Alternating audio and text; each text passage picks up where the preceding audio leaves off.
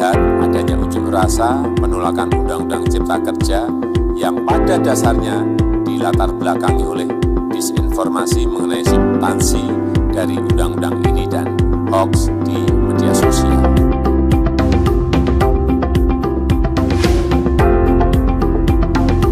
Di dalam dunia informasi digital, informasi bisa menjadi food for the soul, menjadi makanan yang menyehatkan jiwa kita, tapi juga sekaligus menjadi poison for the soul, menjadi racun di dalam jiwa kita. Oleh sebab itulah semua masyarakat Indonesia mesti hati-hati, mesti kritis untuk mengikuti perkembangan di dalam dunia virtual, dunia medsos yang saat ini betul-betul ada di sekitar kita secara full.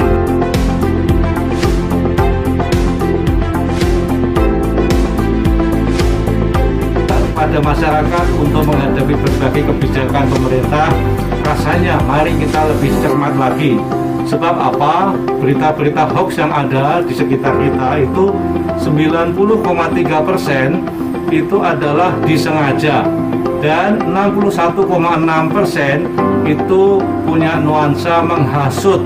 Termasuk datanya, kalau itu berita-berita hoax, maka lebih dari 59% itu datanya yang dipakai tidak akurat. Nah, inilah yang saya kira perlu kita hati-hati, termasuk dalam pensikapan Undang-Undang Cipta Kerja. Masyarakat kita, masyarakat yang dewasa, masyarakat yang cerdas, dan kita sangat senang kalau kita bergerak mengajarkan usulan-usulan, mengadakan demonstrasi, tetapi sudah tahu dulu. Jangan sampai kita terbawa oleh informasi-informasi yang kita sendiri belum tahu. Rasanya sebagai warga masyarakat di era virtual ini, kita membutuhkan cara kerja, cara bersikap dengan berdasarkan pengetahuan yang kita miliki.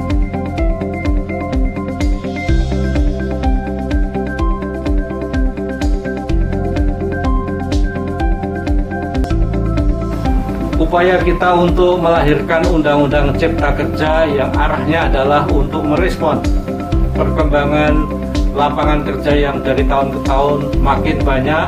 Kita membutuhkan dunia industri untuk bisa menampung tenaga kerja kita. Perlu kita pahami secara kritis, secara hati-hati, dan ini semua untuk kepentingan masyarakat yang membutuhkan lapangan kerja.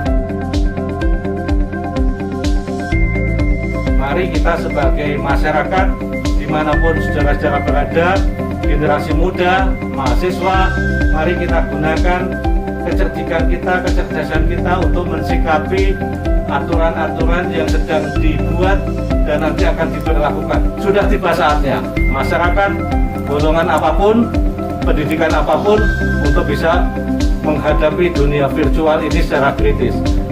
Kita betul-betul jangan sampai terjebak pada emosi yang melahirkan ketidaknyamanan kita sendiri, karena kita kemudian terombang-ambingkan oleh situasi yang tidak menguntungkan.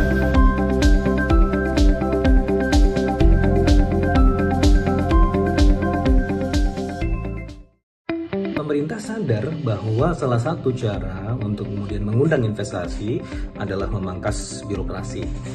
Oleh karenanya Omnibus Law itu dihadirkan untuk kemudian mengundang peluang-peluang investasi tersebut.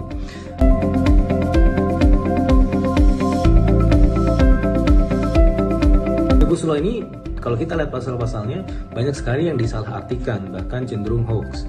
Misalnya, upah minimum dihapuskan. Kelas minimum itu masih tetap ada, ya. Bahkan dibuat yang ada upah minimum regional dan seterusnya. Ada juga penyesuaian yang berdasarkan pertumbuhan ekonomi, ya, dan juga inflasi. Jadi itu masih ada dan masih sangat fair, baik untuk pengusaha maupun untuk pekerja. Ada juga hoax yang menyebutkan bahwa cuti akan dihilangkan. Ya, faktanya cuti masih ada, ya, dan dijelaskan di sana juga. Dan juga yang sebenarnya yang cukup penting di sini adalah mengenai pesangon, ya. Jadi katanya pesangon ini hilang atau berkurang gitu ya benefitnya.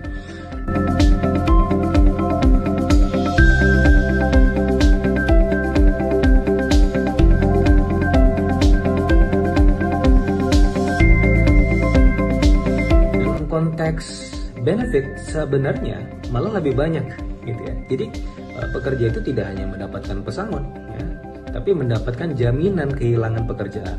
Di situ ada pesangon, di situ juga ada vocational training, dilatih, dinaikkan kapasitasnya ketika di PHK gitu ya, dikasih training khusus supaya apa? Supaya siap nanti untuk masuk ke sektor lain atau lapangan kerja yang baru, dan juga akan disalurkan oleh pemerintah. Jadi udah 3, selain pesangon ada kemudian pelatihan dan juga ada penyaluran.